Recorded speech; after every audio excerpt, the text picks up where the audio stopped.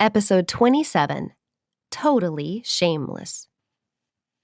After a while, Grandma felt a bit tired, so she slowly stood up, her bony figure looking forlorn. As she turned around and returned to her room, she muttered to herself, "Let's go. The further we go, the better. We must never come back here." Natalie covered her face and sobbed silently. She knew that there were some things she couldn't do anything about. If her grandmother didn't leave with her this time, she would never see her again after she returned to England. Liam's eyes widened in confusion. He wanted to comfort his mommy, but he didn't know what to say. When he was in England, he would often see his mother crying like this late at night. He was still young, so he didn't know why she was sad, but he vowed to grow up quickly and protect her so that she wouldn't cry anymore. The next morning, Natalie arranged for her grandmother to return to her hometown, and then she packed up her luggage and prepared to return to England with Liam. After what had happened with her family, she no longer had any lingering feelings for this country. Returning to England was something that she urgently needed to do. But when she was standing in line at the airport to buy a ticket, she found out that her name had been blacklisted. It was impossible for her to get on a plane. She didn't understand. She thought there must be a problem with the airline, so she went to multiple windows and tried several different companies before accepting the truth. She had been blacklisted and couldn't leave the country. She suddenly thought back to her father's face when she had run away from him.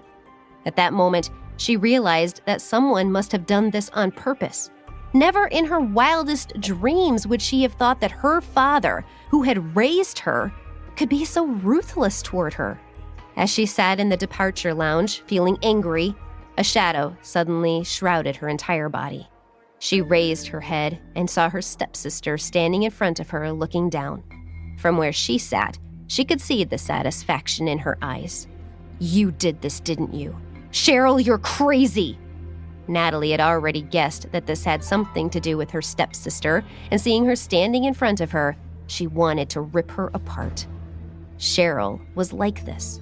She would always appear when Natalie was at her weakest and then deal her a fatal blow. It had happened 5 years ago, and it was happening again. If they weren't in an airport filled with security guards, she would have lunged at her. Cheryl sneered. When she saw Liam in Natalie's arms, surprise flashed in her eyes. She said arrogantly, "Give it up. As long as you refuse to compromise, you won't be able to leave.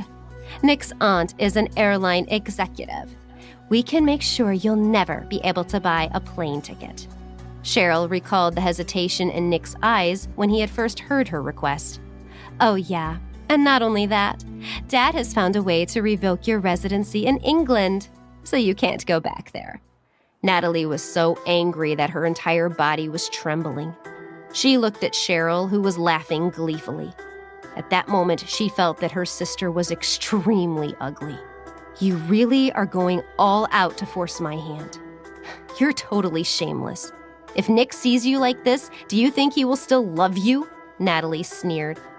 Cheryl's eyes glinted unnaturally, but she refused to back off. "You don't have to worry about Nick. You should just concentrate on your situation," Cheryl said villainously. "I think Evan Wilson is a good person. He's more than enough for you. After all, you're no longer the girl you were back then. Have you forgotten that you have a fatherless child?"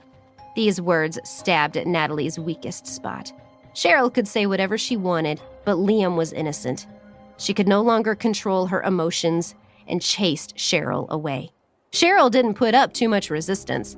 On the contrary, when she saw Natalie trembling with rage, she said proudly, "Don't be reckless. Think about it carefully. I'll wait for you to change your mind." Watching Cheryl's retreating back, Natalie grew extremely resentful. At that moment, Liam also felt frightened. His auntie was too awful. He quickly comforted Natalie. "Mommy, don't be angry. Let's ignore that nasty lady." Seeing him being so well-behaved and sensible, Natalie's mood gradually eased. Now that this had happened, she could only resign herself to the fact that she was unable to leave the country and would be forced to settle here. But even so, Her family trying to force her to marry that disgusting old man was too much. She wouldn't obey unless she was dead. Until then, she would fight. Over the next 2 days, Natalie found a house to rent in the city. After all, she still had Liam to raise, so she couldn't sit still and wait for death. On the first day, they moved into their new home. Liam looked around and asked, Mommy, are the bad guys bullying us so much that we can't go home? Why don't you go find Daddy? Natalie laughed in her heart. Liam always mistook Bryce for his father. She had never had anything to do with Bryce before, and she would never have anything to do with him again. She pretended to be angry and said, Liam, don't ever mention him again, okay? He's not your father. In a split second, Liam's expression became very dejected. He lowered his head and did not say a word. When Natalie saw this, she realized how desperately he wanted a dad, and her heart ached for him. She quickly squatted down and hugged him. Don't be sad, okay? I promise you that you are not a fatherless child. I will help you find your real daddy, okay? After hearing this, Liam's aggrieved expression relaxed slightly. He had a lot of questions about Bryce, but when he thought about what his mother had said, he didn't say anything. Eventually, he fell asleep in her arms. Natalie hugged him and patted his back. She was confused. So many things had happened in the past few days to disrupt their peaceful life. She regretted thinking about Nick and how she had been forced into this situation by her family. But luckily, she still had Liam.